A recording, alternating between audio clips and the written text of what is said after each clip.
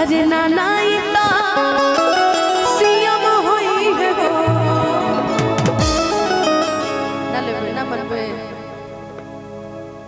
ए प्रशांत माइकवा कहाँ बतूर वो माइकवा दे दो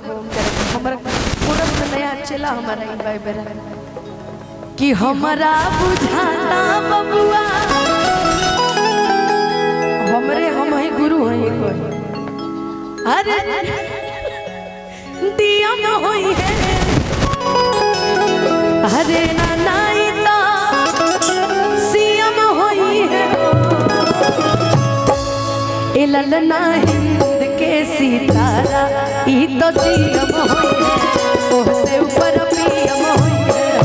ए ललना हिंद के सितारा बबुआ सीएम होई है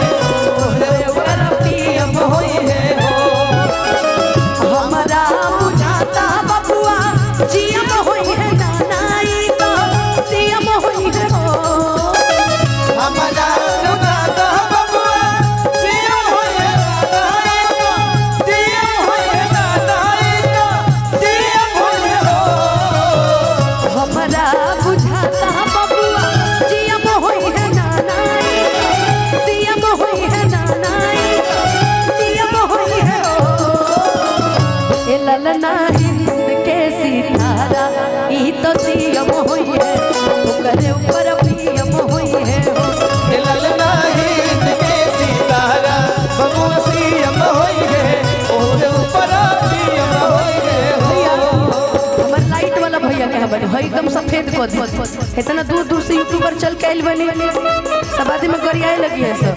सफेद को दी हां एकदम सुंदर ऐसन मनोहर मंगल पूरा सुहावन सुंदर सूरत हो ऐसा मनोहर मंगल पूरा सुहावन सुंदर सुहावन सुंदर सूरत हो। देखो चेला गड़बड़ मत गाओ ठीक है अभी गड़बड़ मत गाओ कि ऐसन हमने में चलत रहेला कि ऐसन मनोहर मंगल मूरत सुहावन सुंदर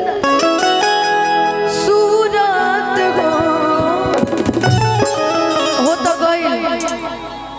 है ये लाइट में घूमता ये जो लाइट घूम रहा है ना उसको क्या एक्सआरपी क्या बोलते हैं उसको ऊपर कर दीजिए ठीक ना। ए राजा जी ए राजा जी ए राजा जी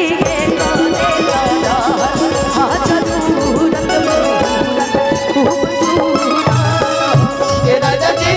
करे तलहर हाँ जरूरत मुहूर्त खूबसूरत हो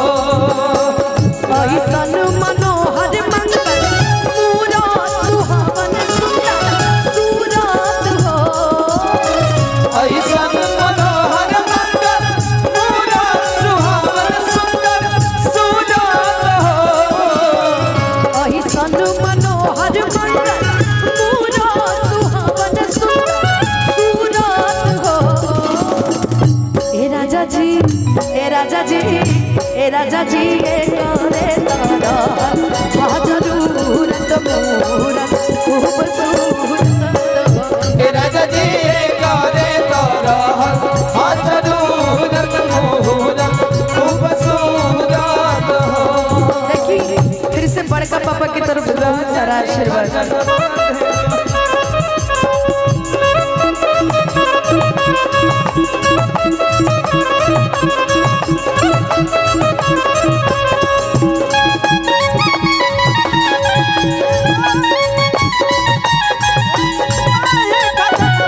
राजा जी खजनवा देना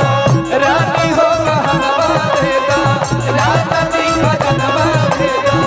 रानी हो कहनवा देना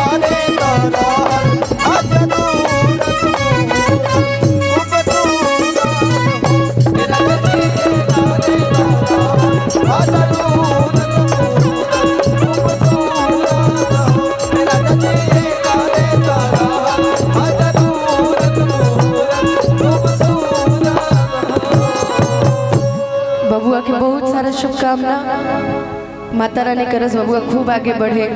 हंसत रहे, खेलत रहे, माई की कृपा बनल रहो बबुआ के पूरा परिवार को।